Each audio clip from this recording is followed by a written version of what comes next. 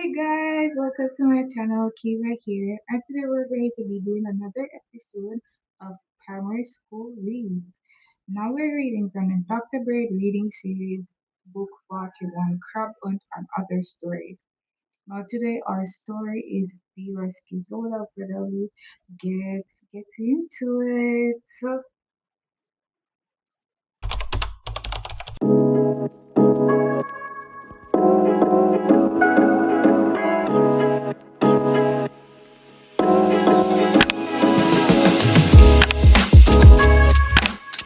Children, the teacher said a few minutes before dismissal that afternoon. None should try and cross the river today. It is very dangerous. Those of you who live on the other side will go the way along the road and use the bridge. It is quite clear.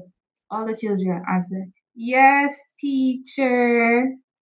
Yet 5 minutes after they had left school building, one of them found himself in a maroon on the island of the river, which was threatening every moment to wash away. The boy was Rollin Smalley, who, because of the mischief he'd attempt every hour of day, was called troubled by his schoolmates.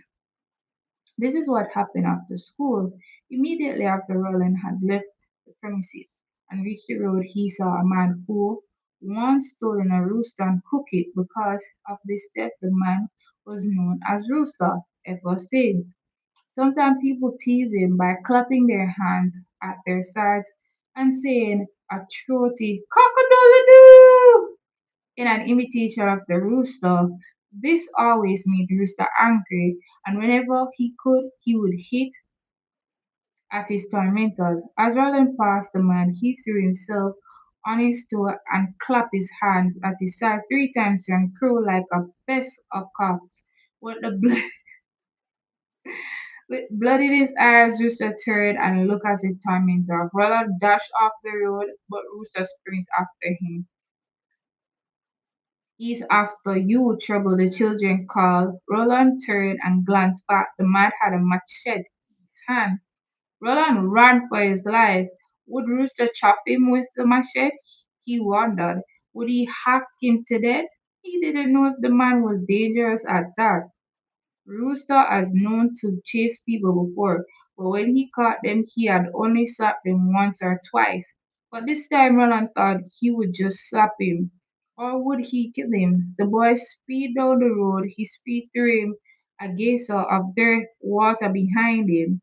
The water splashed on his clothes and gave them the polka dot look.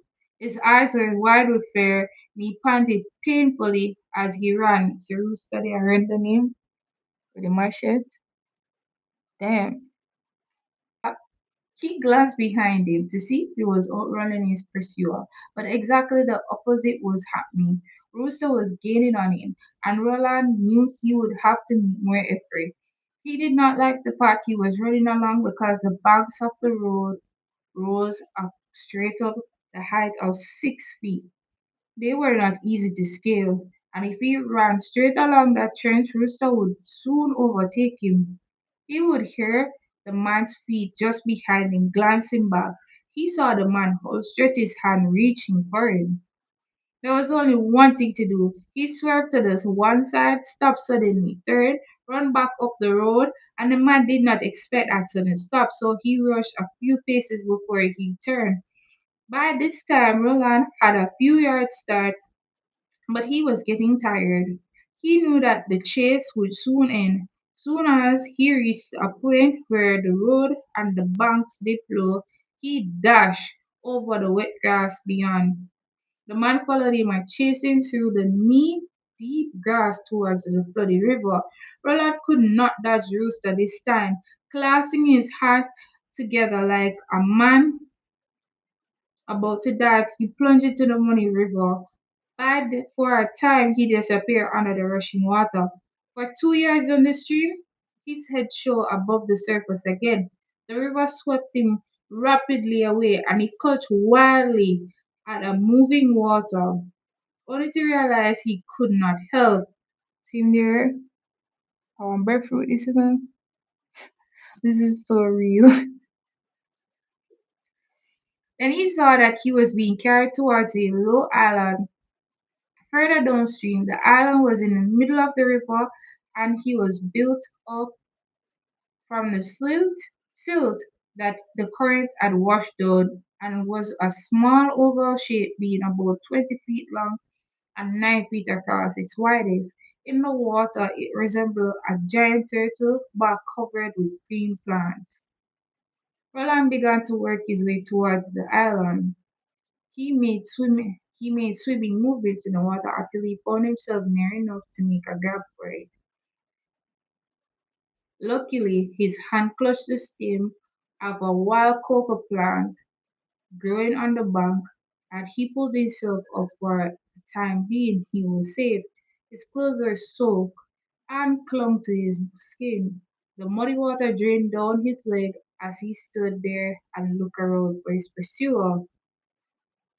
The cheated man stood at the bank and looked at the boy, but no, his eyes were not angry. He was not cursing because he had failed to capture the boy and punish him. Instead, the rooster's eyes were filled with fear. Trouble was still not safe. The river was still rising, and the water would stop from it covering the island in a short while. Suppose the boy drowned, he, Rooster, would be blamed. He might even be forced to leave the district. Here is trouble Roland, aka Trouble, at the little island. This is a real story here, and the other kids are like, "Oh my God, look at that!" He looked around for grown-ups who might help him to take the boy out of the river, but only children surrounded him. They were glad that Roland had escaped, and some of them were shouting words of encouragement to him. That's right, Trouble. You got away, boy. Well done, champion runner and swimmer. They cheered and saluted. Rooster looked at them. Ordinarily, he would have rushed at them and beaten them, but how could he do that? No. The important thing for him to do was to save the boy from drowning. Then one of the children noticed that the river was rising. Being wiser than the others, he saw the danger and dashed off for help. His destination was the school. He would fetch the head teacher as he hurried along. He told every person he met, Roland is trapped on the island of the river. Soon, a few adults gathered at the bank of the river looked at the boy on the island. They did nothing to save him. They just moved about in confusion, shouting excitedly. Roland was like a wet dog on the island. His clothes were soaked and beads of water glistening in his hair. He stood with his hand clasped in front of him and made crying sounds. Though no tears dropped from his eyes, sometimes he looked at his playmates at the back, but his chief interest was watching the river slowly and the island. Sometimes he looked at his playmates on the bank, but his chief interest was watching the river slowly swallowing the island on which he stood.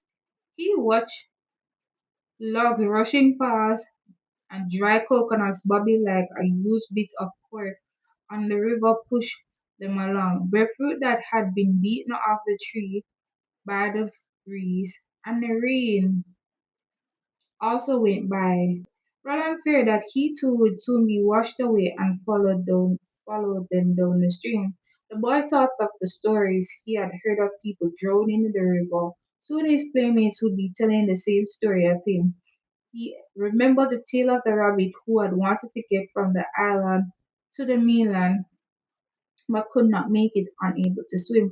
The rabbit had tricked a group of alligators into making a bridge for him. He had told the crocodiles that he wanted a bridge. Instead, he asked them to line up head to tail so he could count them. Flattered, they lined up, the rabbit taking his chance and hopped along their backs, counting 1, 2, 3, 4. I know that story there. When he had reached that last one, he had jumped off the mainland and said thanks. Roland wished he too could see a family of crocodiles now. Perhaps he could have found a way to trick them in ferrying them across the bank of the river. Roland, talk to him. You want to see alligator in a your situation? The water was lapping around the boy's ankle now. The people standing on the riverside were becoming still more anxious. Roland had up Roland had hoped the river would start to get lower instead of continuing to rising. But there had been too much rain. The tributaries and the gullies were supplying the river with more and more water. At that moment his head teacher arrived. What is the matter with you all? He said to the crowd, thrashing his arm about. Go and bring me a rope. The teacher's word moved the people to action. They all rushed off to look for a rope. Russo was the first to find one. He took it from the donkey, which was tethered to a tree, but not far away. In less than 2 minutes, he had returned with it. He was anxious to rescue the boy and at the same time save himself from disgrace. But before Rooster could bring the rope, the boy had done a rash thing. He had been watching the log going down the river. There was an eddy in the current just below the island, where logs tarried for a second before it carried away by the rushing water. Roland thought that if he could get to one of the logs, he would might clamber from the bank before it went down the stream. So when he saw the log dipping below the surface and rising again, he jumped for it. He reached for it and clung to it with both hands, kicking the water as hard as he could, pushing the log towards the river bank. But disappointment was in store for Roland. The log stuck to the bank and Roland reached forward to grab some of the plant growing on the bank. They came loose under his weight. The log swung around and continued down the river with Roland still clinging to it. Roland's eyes were wide with terror. He was crying high pitched voice. People followed him along the bank shouting advice. Hold on, boy, hold on. Turn around and look where you're going. Jump off, Roland, jump off the falls. Was the last shouted and frightened Roland most. He had forgotten the falls. They were less than a quarter of a mile downstream. Roland looked for a way getting ashore, but he could see none. Rooster repeatedly threw out his rope to the boy, but at no point did it reach him because the log kept in the midstream all the way. Then Roland heard a roar of the falls and felt the log moving faster and faster. On the bank of the river, he could see some of the women kneeling to pray for him. Then he saw what just in front of the fall and branch. A rose apple tree dipped down into the water. He prepared himself for his last effort. Grab the climb, somebody! Grab the climb, somebody shouted from the bank. The boy threw himself up from the log like a rocket launching from a pad, his arm reaching into the air for the branch. A few yards away, the river disappeared over the falls and dashed itself to a foam 19 feet away. For on the bank the people cried out. The women covered their faces with their hands. Rooster dropped the rope and bawled out, but Roland was safe. He held on to the branch.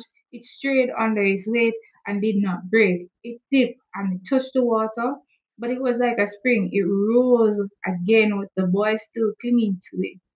Roland edged his way along the branch towards the trunk of the tree, where he would find a disappointment in store for him. He could not climb down off the tree.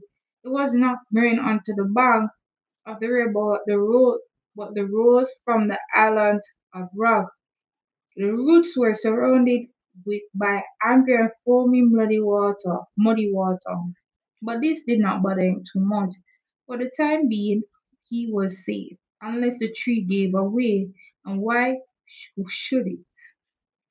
Think of the numerous less food it survived. No, it would stay there, and in the time of water would get low enough for him to climb down. He might have waited for many hours, but he heard people sleeping in trees. If others could do it, he could too. Mulligan Roland and thinking, I think positive. I think about him actions and I say, yeah, he can do this. But the people on the bank of the river were not satisfied with leaving him there. A gungo tree grew on the bank nearby, and the tip of its branches touching the rose apple tree where Roland sat. Rooster, still anxious to save Roland and believe himself of any babe. Rooster, still anxious to save Roland and relieve himself of any blame, took the rope once again and climbed to the bamboo tree. When he was on the level with Roland, he stopped, broke away the branches, and cleared the line of vision between the boy and himself. Then he made the rope into a lasso and tossed it out to the boy onto the tree. Catch! He bellowed. Roland made a grab for the rope. It was difficult to catch with one hand while holding on to the tree with the other, but after a few attempts, he held it. On the ground, the crowd was tense. Several people had advised to pass on to Roland and the man rescuing him, but because of the roar of the waterfalls below, they could not be heard. On the Google tree, Rooster made a sign to show Roland what to do with the rope. He was passed the loop over his head and tightened it around his arm. When he had done so, Roland saw his rescuer pass the end of the rope over a stout of the tree. Roland now realized what the man was going to do. He would hoist himself off the rose apple tree and pull him to the gungo tree. The rope was fairly new and being and held a big donkey, so it should hold a boy of Roland's weight. Rooster signed to a man on the ground to climb up to the gungo tree and lend a hand. A man readily did so. Roland held onto the rope and two men hoisted him from his perch. He swung over the empty space above the boiling river. Each by inch the men hauled in rope and the boy swung towards their tree. When he was safe, they loosened him, and all three climbed down the midst of the cheering crowd. Somebody in the crowd said, "Good work, Rooster!" But the rooster did not get angry at being called his nickname. He did not chase his tormentor. He had learned a lesson. He knew now that the nickname could never kill him. However, running after people with machete in his hand could. One day perhaps he would be tempted to cut somebody with it. He had nearly caused a boy to lose his life by drowning. No, he would never again be angry. When he was called, Rooster chuckling, he went away and a man who narrowly escaped serious trouble. As for Roland, he stopped calling people nicknames and now realized it hurts feeling. This is when they were this is when they were cheering for Rooster. This is the head teacher. This is Roland, and the rest of the crowd. Rooster is the big man in the crowd right there. And I love this story. You know, I think when I was young, I thought this man was a madman. Yeah, I really thought he was a madman or somebody that was not of sound mind. I thought that's all the story went. But I'm so glad as being an adult here, I get to actually reread my stories from primary school and see that this person was mad. I don't know why I thought he was mad. It's neither here nor there. It goes to say, kids, everybody just need to stop troubling people. And sometimes we as persons, we should not take it to heart when people are calling us nicknames, especially kids, because look at the situation. This child was running away from an adult, thinking that he was going to be in serious trouble or about to lose his life, and nearly lose his life because he was trying to escape in the river and everything went down. So guys, have you ever read The Rescue? Give me your thoughts in the comment section. What books do you think I should read next?